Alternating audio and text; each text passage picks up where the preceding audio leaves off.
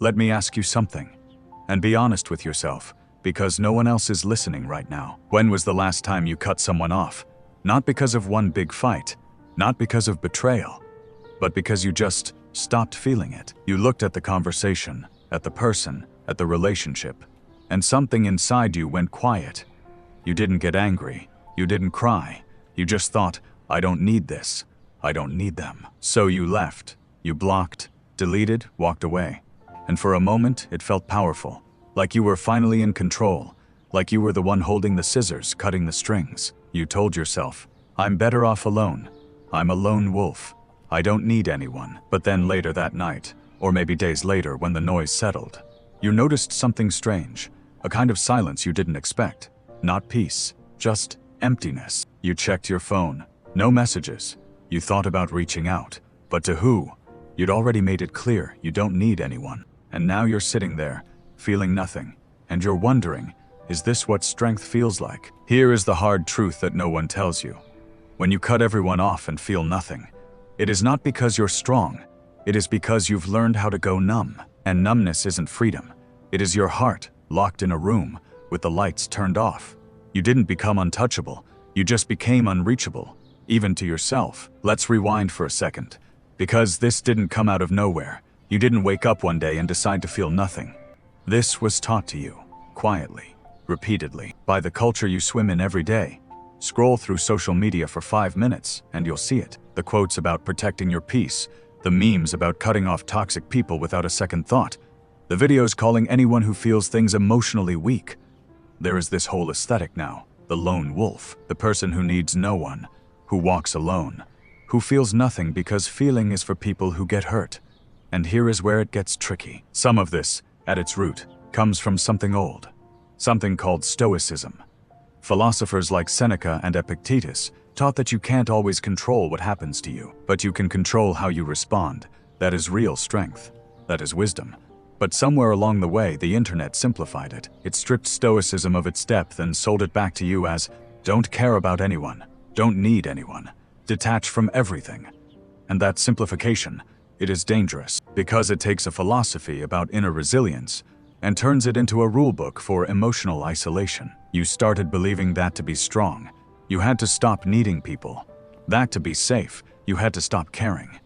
That the only way to win at relationships was to not play at all. But here is what the memes don't tell you.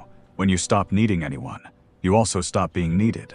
When you stop caring, you also stop being cared for. And when you build walls high enough to keep pain out, you also lock yourself in.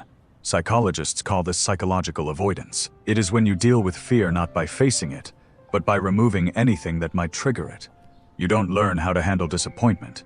You just stop getting close enough to be disappointed. They sold you strength, but what you bought was isolation dressed up as independence.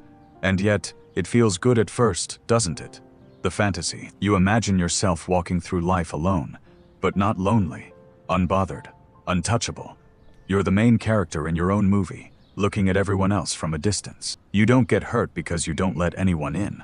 You don't get disappointed because you don't expect anything. It is a beautiful image, powerful, calm, free. But then comes the reality. You wake up on a Sunday with nothing to do and no one to text. You sit in your room and realize the silence isn't peaceful. It is heavy. You try to convince yourself you're fine, you're independent, you're protecting your peace, but underneath that calm surface, something is missing. Not drama, not chaos, just warmth. Just someone who knows your name the way only they say it. Just the feeling of being seen. You're not angry, you're not sad. You're just nothing, and that nothingness, it has a name. Philosophers and psychologists call it the existential void. It is the space that opens up when you remove everything that could hurt you, but also everything that could make you feel alive. No conflict, sure, but also no connection. No disappointment, okay? But also no delight.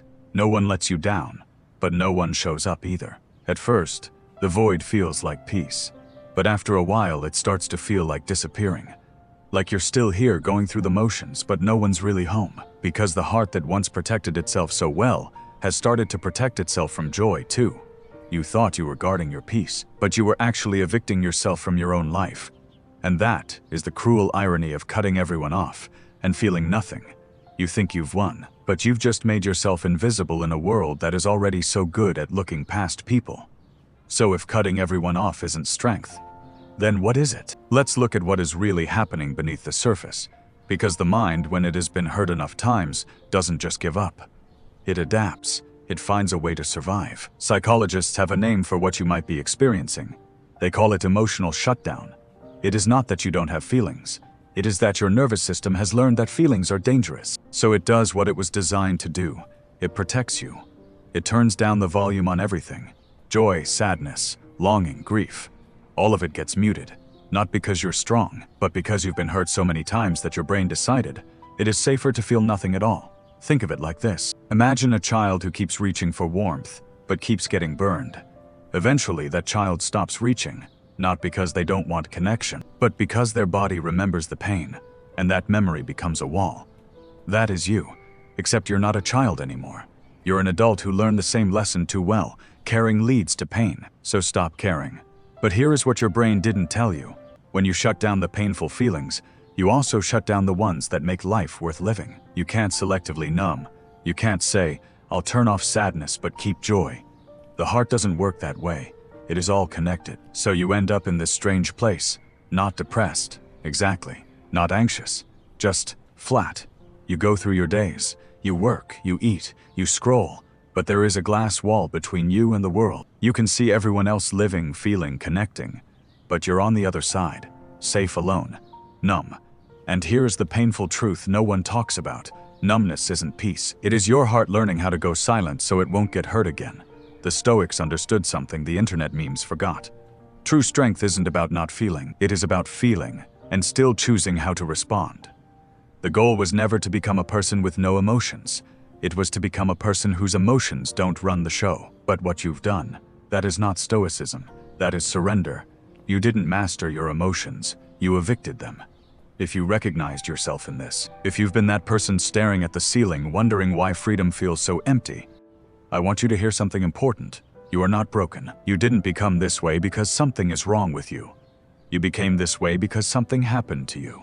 Maybe it was betrayal. Maybe it was a lifetime of small disappointments that added up. Maybe it was learning, too young, that the people who were supposed to stay left. And so you adapted. You built walls. You taught yourself not to need. You became the one who walks away first so no one can walk away from you. That is not weakness. That is survival. But here is the question worth sitting with. Not to judge yourself, but to understand. Am I choosing independence? Or am I just afraid of needing anyone again? Because there is a difference. Independence says, I can stand alone, but I don't have to. Fear says, I'll stand alone so I never have to risk falling.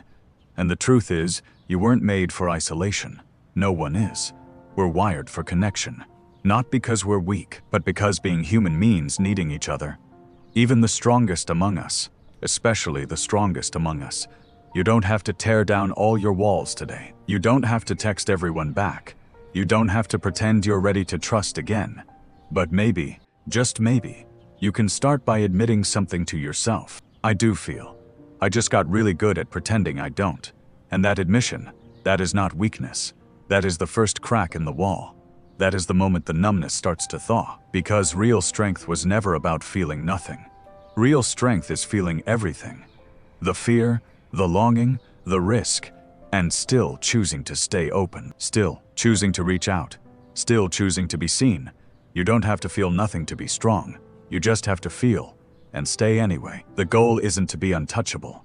The goal is to be brave enough to be touched, even if it hurts, even if people leave, even if you have to learn over and over again how to let someone in. Because on the other side of that risk is the one thing numbness can never give you: to be seen, to be known, to be loved exactly as you are. And that is worth feeling everything.